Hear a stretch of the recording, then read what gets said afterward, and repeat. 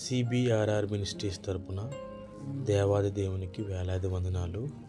అలాగే ఈ వాక్యం వింటున్న మీకు దేవుని కృప ఎల్లప్పుడూ ఉండునుగాక. దేవుడు జలములలో వాటి వాటి జాతి ప్రకారము జలములు సమృద్ధిగా పుట్టించిన మహామత్స్యములను జీవము కలిగి చలించు వాటన్నింటినీ దాని దాని జాతి ప్రకారము రెక్కలు గల ప్రతి పక్షిని సృజించెను. అది మంచిదని దేవుడు చూచెను.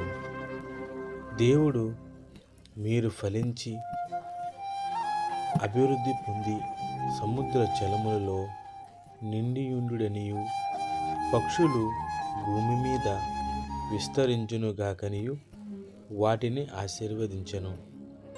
అస్తమయమును ఉదయమును కలుగగా 5వ దినమాయెను. దేవుడు వాటి వాటి జాతి ప్రకారము జీవము గల వాటిని అనగా వాటి వాటి జాతి ప్రకారము పశువులను, పురుగులను, అడవి జంతువులను భూమి పుట్టించుగాకని పలికెను. ఆ ప్రకారమాయెను. దేవుడు ఆయా జాతుల ప్రకారము అడవి జంతువులను, ఆయా జాతుల ప్రకారము పశువులను, ఆయా జాతుల ప్రకారము నేలను ప్రాకు ప్రతి పురుగును చేసెను.